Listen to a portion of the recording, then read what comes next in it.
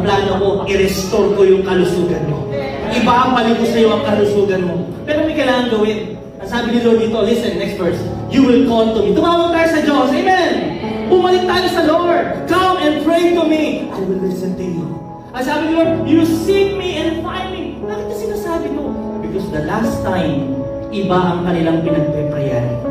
Because the last time, iba ang kanilang hinahanap sa kanilang buhay. The last time, nung sila ay naparusahan, iba yung laman ng kanilang puso. Pero sabi ni Lord, if you seek me with all your heart, anong promise niya? 14, next verse, I will be found by you. Sinabi niya yung plano niya, magandang plano ko for your prosperity, for your blessing. But listen, for that plan to be fulfilled, listen, anong kailangan gawin? You seek God. And when you found God, the next move of God, ibabalik ko na kasi natagpuan mo na ako. And kapag natagpuan mo ang Panginoon, nasa Kanya lahat ng katuparan ng mga pangako ng Diyos. Kaya alam nyo, kailangan natin gawin, kapatid.